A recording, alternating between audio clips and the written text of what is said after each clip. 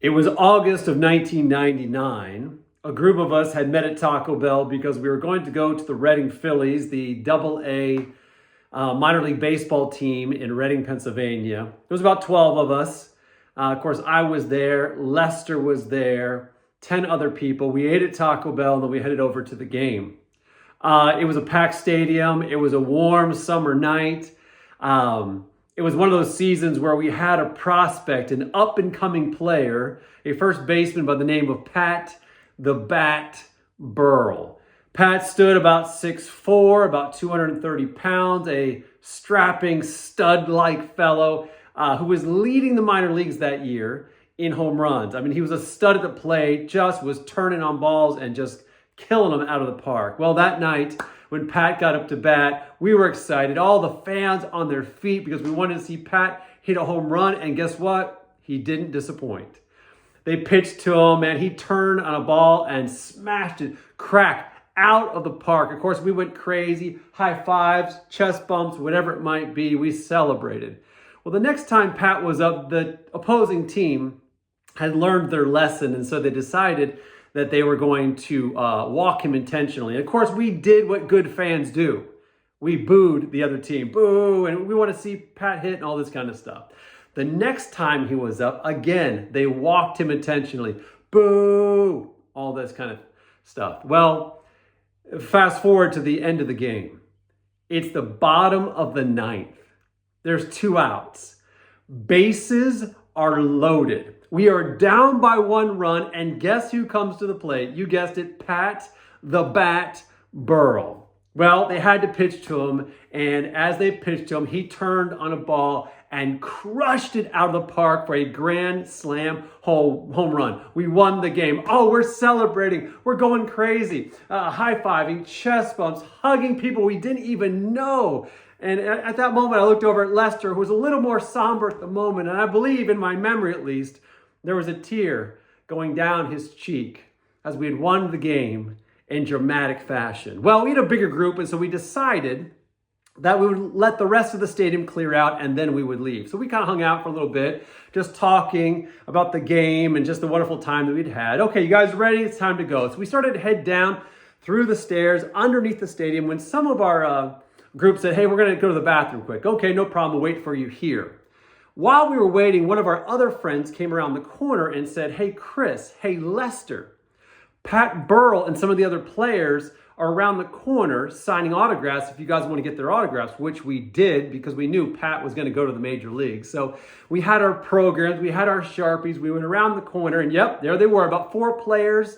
They had showered, they were just wearing t-shirts, like cargo shorts and flip-flops, and crowd of maybe 30, 40 people around them signing autographs. So Lester and I got there in line, just waiting patiently for our turn to get an autograph, specifically from Pat Burrell. So there we were, just waiting. Me and Lester, 30, 40 other people. How's it going? What's up?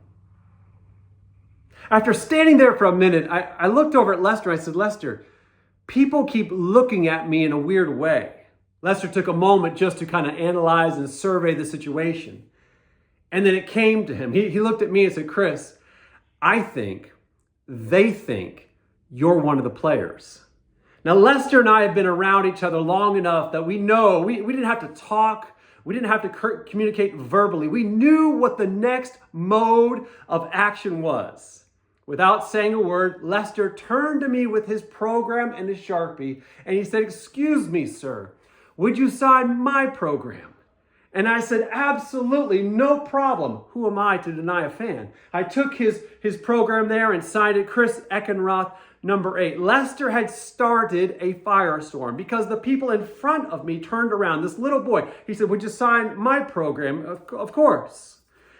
Another person signed around. Somebody gave me a pennant, and somebody gave me a baseball right underneath Pat Burrell's name, Chris Eckenroth, number 8. I look over at Lester in our group, and they're just dying, saying, what is happening right now? This went on for 5, 6, 8 minutes, signing things, taking pictures with families, all kinds of different interactive scenarios. And at one point, after this had gone for quite a while, I overheard Pat Burrell say to the other players, "Who is this guy?" Even he didn't know. We were able to pull that off. It was a lot of fun, deceptive. You decide. But here's what I know. The reason this happened is because the fans, right? You know what a fan is? A fan is a group of people who say they follow a team or a person or an ideology. It was the fans of the Reading Phillies who actually really didn't know the ones they said they followed. Because if they did, they would have looked at me and said, "Who is this chump? He's not one of our players. He's not in our team. We don't want his autograph." They didn't really know the ones they said they followed. Here's what I've always appreciated about you, Lester, is that you're not simply a fan of Jesus. You are a true follower of Jesus. Thank you for being that example in our lives. Happy 50th birthday. We love you. Wish we could be there to celebrate with you. Thank you for being this special person, being this example to us in our lives. That's our present from you to us. And now we simply want to say happy birthday.